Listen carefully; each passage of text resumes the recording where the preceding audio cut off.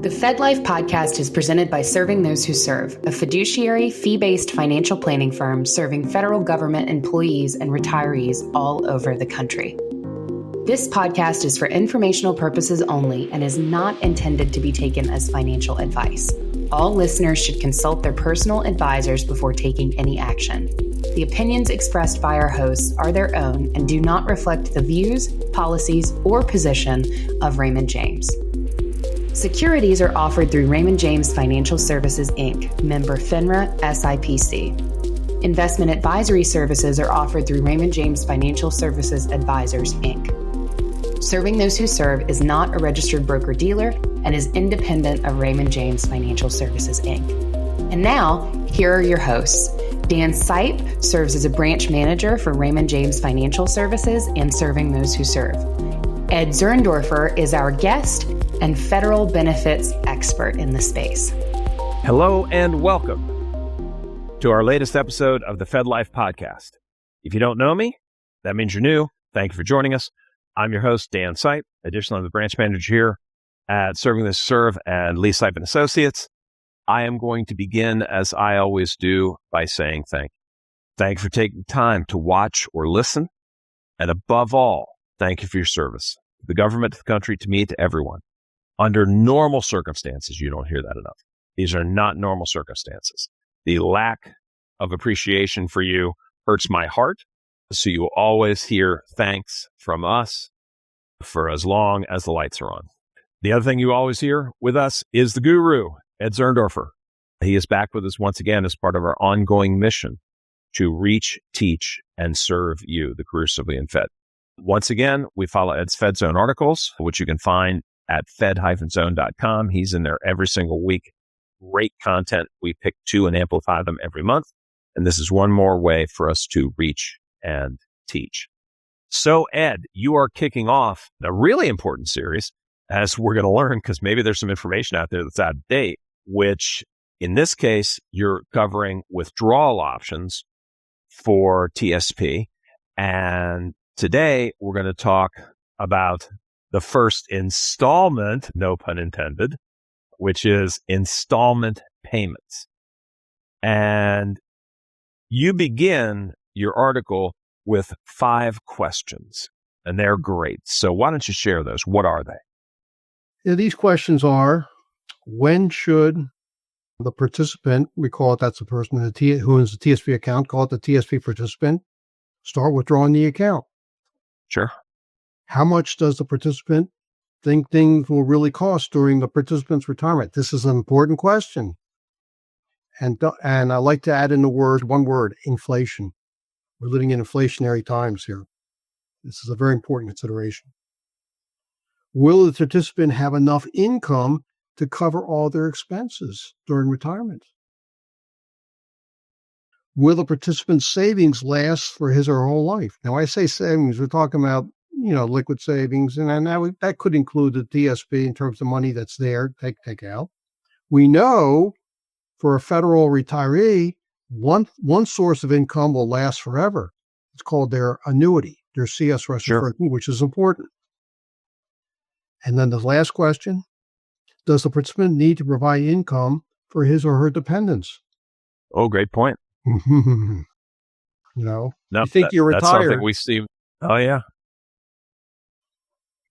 No, I hear you, brother. And, here's the funny thing, and you can come at this a couple of different ways, but, to be in a position in retirement where you can comfortably gift or help folks is not a bad place to be. But that's another conversation for another day. So next, Ed, you sort of have the general heading of leaving one's money in TSP, and you itemize the 3 basic methods for withdrawing money. So somebody's just happy with TSP, keeping it in there, but they want to be able to get the money out before RMD ages. So tell us about those 3 basic methods. Yeah, Dan, I just want to mention that one of the most often asked questions I get from individuals of TSP participants, and I'm sure you get this question, is, sure, I know how the money's getting in there. It's getting earnings, but how do I get the money out? how do I get the money out? So the first option in terms of when, let's say you retire from federal service, the first option you have when it comes to your TSP is to leave it alone. Now, when I say leave it alone, that doesn't mean it's going to sit there and do nothing. It's still going to accrue earnings, interest, dividends, capital gains within the fund. You can make interfund transfers. So it's just not going to sit there. But once you have a need for the money, what are the options for taking the money out? One option is installment payments, which we're going to talk about today. We're going to go through the different types of installment payments. Another option is partial distributions or total distribution. You take the whole thing out, partial distribution or a total distribution of your TSP accounts. When I say TSP accounts, I'm including both traditional and the Roth TSP accounts. And the third option is what we call an annuity option. You can actually purchase with your TSP account an annuity, a fixed annuity. And we'll be covering those, the installment payments. Most recently wrote a Fed Zone column in, and I'm subsequently going to write a column on partial and total distributions and annuity purchases. So that's coming up. So this segment, we're talking about installment payments. Gotcha. The two types of installment payments. One is what's called a fixed dollar amount, which we're going to cover first. And the second one is installments based on life expectancy. Gotcha. And, before we kind of jump in and get to the nuts and bolts of that, so if there's a choice of two different types, if you pick one, can you change it? Under TSP rules, the answer is yes, you can. Now, it used to be before January 1st, 2021, that if you, let's say, started using the life expectancy installment method and you didn't like it, you could go back to the fixed installment payment. But then you decide, well, maybe if the life expectancy installment payment was not that bad. Before January 1st, 2021, you could not go back. But now you can. Okay. You can. Gotcha. Okay. So, and if you wanted to make those changes, how do you go about doing it? You do it online. You have to set up your online account.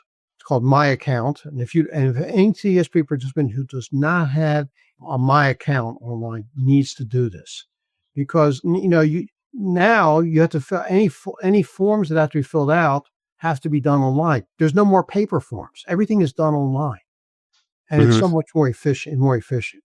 So any changes that you make for we're going to be talking about the fixed dollar amount installment payment, has to be done online.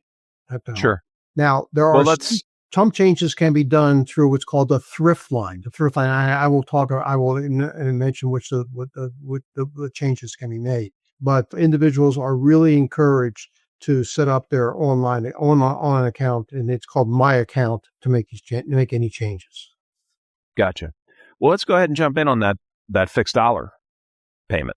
Tell us a little bit about that. Okay. A fixed dollar payment. Okay. Yep. A TSP participant chooses the amount that he or she wants to receive. Minimum payment, $25. In other words, amount's going to come out of their account, and for most individuals, it's going to be the traditional TSP. It's very important that individuals employees and retirees who have a Roth TSP account, they are super encouraged to keep that Roth TSP account and not take money out of it. Oh, it sounds great, Dan. It sounds great. Taking money out of the Roth TSP, if it's after 59.5, it's going to be tax-free. Sure. But by taking money out of your Roth TSP account, you're going to lose the tax-free growth and money that's going to come out.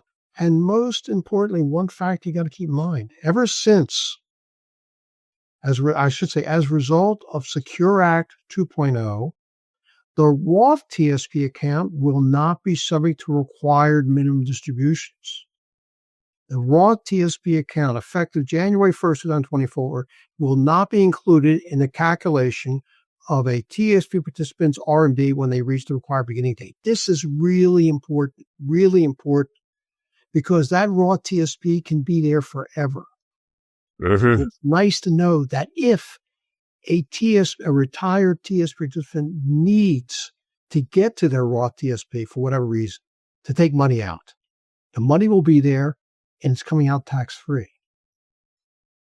Think about a Roth TSP participant retires from federal service at the age of 60. Gotcha. And has, let's say, an account. Let's say it has an account has $150,000 in a Roth TSP. I'm being a little conservative. $150,000, and does not touch it. And let's be conservative here. Let's be a little conservative in terms of investment growth. They don't touch their Roth TSP account for 20 years. For 20 years. They're 80 years old. They're 80 years old now. They have not touched their Roth TSP account. And I'm going to use an investment return, 7%, Dan, 7%. Again, Sure. As they say in the business here, past performance is not indicating of future results. But we're gonna put that here as so if I have what do we say? Let's make it $200,000. $200,000 at age 60, and they're getting a 7% investment return. By the time they are 80 years old, that will grow to $794,000 just by leaving it alone. $794,000. Okay. Now, think about this Roth TSP participant who has not bought long-term care insurance. They got to go to a nursing home at 80. Sure. How much do nursing homes cost? A lot of money, right? Maybe average $150,000 a year. $150,000 a year. Taking out $794,000 tax-free would pay for over 5 years on a nursing home. Sure. I mean, I'm just giving an example why leaving your Roth TSP alone, not taking it. Now, if you want to roll it into a Roth IRA, fine, that's fine. But keep it Roth. Don't take the money out. Leave it there. It takes the place, in my example here, of buying long-term care insurance, which ain't cheap, especially when you're 60 years old. All right. So with the installment payment, the TS participant specifies that they want to get a fixed payment, and that fixed payment could be monthly of any amount, any dollar amount, minimum 25 hours. It could be quarterly. It could be annually. Sure. And they can change the amount of that payment. Monthly, every quarter, they can change their quarterly payment, each quarter. They can change their annual payment each year. What I like about this, Dan, is the fact that who's in charge here? Who's controlling the situation? The TSP participant. They know what their expenses are. They know how much money they're going to need to outpay their bills. They are in full control. And as I said, the TS participant is encouraged only to use their traditional TSP account to get these monthly payments. Leave the Roth account alone. Gotcha. So that's fixed dollar, but they can also do something based on life expectancy, correct? Yeah, they can get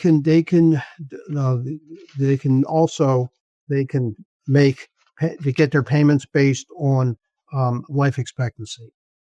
Now, it's somewhat complicated, and I'm gonna just mention something here, Dan. I've read the TSP publications. They are basically good, but I have one complaint. Okay, what's that? Their TSP publications. They don't give you examples. I'm the type of individual when I write my columns, I love to give examples because it helps the reader understand the concepts better. I'm the type, when I read financial journals, and I like to get examples too. It helps me better understand. Sure. Right. I will tell you, Dan, this life expectancy ain't easy. It's not an easy thing. TSP payments based on it. It's not easy. So in this column I wrote, I had an example. Before we get to the example, let me go through some of the rules regarding when a TSP participant chooses life expectancy. Okay. The TSP will compute the annual distribution, and it's the annual distribution paid to the TSP participant, and it's paid out in 12 monthly payments. And the way the TSP calculates the annual distribution, it's based on the TSP account, the TSP participant's account balance, traditional account balance, okay, and then the payments, the annual distribution is based on, in addition to the account balance, they have to use one of two IRS's life expectancy factors. Gotcha. Okay, the initial payment will be based on the TSP participant's age and the participant's traditional TSP account balance at the time of the first payment. Now we got a little problem here. I got this information from a TSP publication called Distributions, and in the publication it says that the TSP will calculate the annual distributions based on the participant's life expectancy and the TSP's traditional TSP account balance. But if over time the amount of the money in the traditional TSP account runs out, they're going to start taking money out of the raw TSP. Now, when was this publication written? Back in 2022. Okay. Before the passage of Secure Act 2.0. One of the provisions in Secure Act 2.0 is the fact that effective January 1st, 2024, a TSP RMD, because when a retired TSP participant reaches his or her required beginning date, which is now 73, they got to take out a TSP RMD, and the TSP RMD is based on the combined balance of the traditional TSP and the raw TSP. But effective January 1st, 2024, the raw TSP is not going to be included in the calculation of the TSP RMD.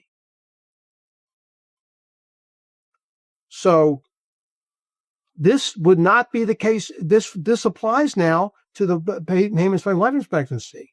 The TSP cannot go to the Roth TSP account once a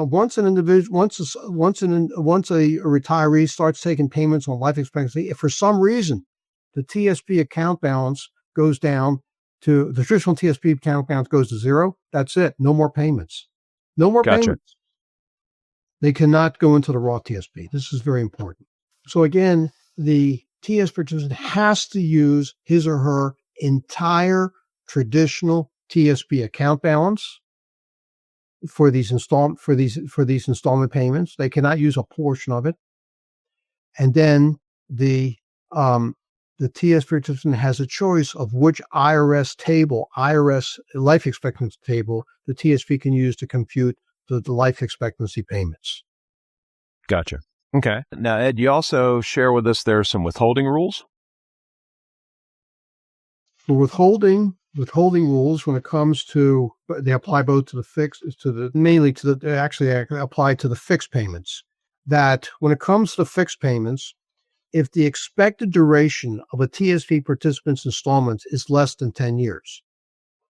In other words, an individual a TSP participant wants to get installment payments, fixed installment payments, and the TSP, based on what the based on what the individual is the TSP participant is asking to be, what their fixed amount of payment is, and then the TSP figures out, well, given what's left in the TSP account, how much will grow. If the expected duration of a TSP participant's installments is less than 10 years, the following IRS rules apply. The TSP must withhold 20%, at least 20%. The TSP participant can ask for more federal income tax withholding, but not less. They have to have at least 10%. If the expected duration of those installments are going to be less than 10 years. Now, people ask me, what do you mean the installments may not last for less than 2 years? Well, if someone is taking out of their TSP, if the TSP account, let's say $3,000 a month, that's $36,000 a year, and they only have $200,000 in their TSP account, it's not going to last for 10 years. So the TSP has to figure out how long would $3,000 a month last, given what their account balance is and expected, let's say, growth in the TSP account of maybe 7-8%, it would not last in 10 years, then the TSP must withhold a minimum 20% from income tax. If the expected duration of installment payment is 10 years or more, or if the TSP participant is using life expectancy, then the TSP is required to withhold 10% minimum. Again, it can be more, but it cannot be less than 10% or nothing at all. Okay. By the way, the TSP does not withhold any state income taxes, so that the TSP is responsible. That's important, folks, for paying any state withholding taxes, state income taxes, either through estimated taxes or maybe from another source. They should definitely talk to their tax advisor. Gotcha. And you also mentioned on the tail end of that there are some events that can trigger recalculation of that payment. Yeah, recalculation, particularly when it comes. This is true for the fixed payments. That, let's say a TSP participant is using the fixed payments, and the TSP participant, this is after they retire, roll over money from another source, like traditional IRS. TSP participants should be aware of the fact that a TSP participant can roll over money into their traditional TSP account from a traditional IRA, from another retirement plan. That will increase the balance in the traditional TSP, and in so doing, then their traditional TSP account balance will increase. Thereby, for purposes of duration, the TSP would have to recalculate this, how long the payments were expected to last, because now they have a larger traditional TSP account balance. Gotcha. And folks, as always, Ed gives great examples with these articles. So I've urged it multiple times. I'll do it again. Have the article in hand when you're watching or rewatching this, because it's going to help you get your hands around it and understand it just a whole lot better.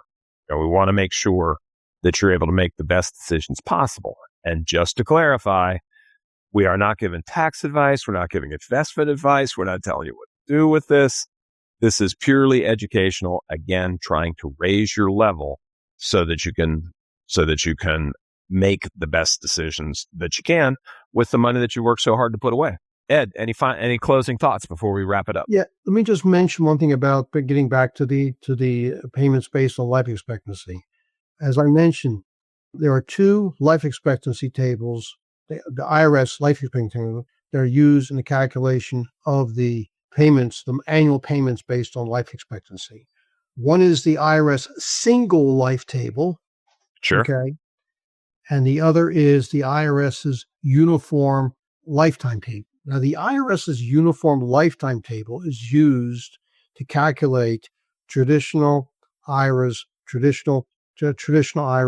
RMDs. When a person has reached the required beginning date, the individual is subject to taking an RMD each year, and whoever calculates the RMD looks at the traditional IRA account balance and divides it each year by a life expectancy factor. And that life expectancy factor comes from the IRS's, is called the uniform lifetime table.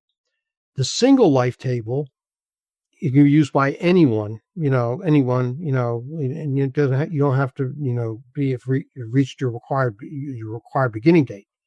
But let me just say this, that the life expectancy factors in the single life expectancy table are smaller than the uniform lifetime tables. I'm saying that because that someone TSP participant who was getting payments based on life expectancy may want to use the uniform lifetime table even before they reach the required beginning date. Why? Because this means because the life expectancy factor in the uniform lifetime is larger, it would mean less of a distribution, less tax, Gotcha. less tax. Remember, those distributions are fully taxable. So to cut down the size of the tax, someone who's younger than their required beginning date, age 73 now, eventually be 75, may want to just use the uniform lifetime table in order to get less of a distribution, which means less tax. Great point. Folks, another example of there's nobody like Ed. You're just not going to find this stuff anywhere else, but we're glad he's here. Brother, you did it again. You took a tough topic and you made it understandable and accessible. So on behalf of all of our feds and our team of Serving to Serve, thank you. My pleasure. Always a pleasure, Dan. Okay, folks, that's a wrap. We are, say it with me, Serving Those Who Serve. Be sure to subscribe to this podcast. Okay, 10,000 of you watch this every month. Only 3,000 of you subscribe. Come on. Let's get a few more on there. Thank you for watching, you 10,000 or more. And let's keep that number going up. So subscribe to it on YouTube or Spotify, and please share it with friends, strangers. Throw in an enemy, might make a new friend. And don't forget our live webinars every single week. Nothing like them.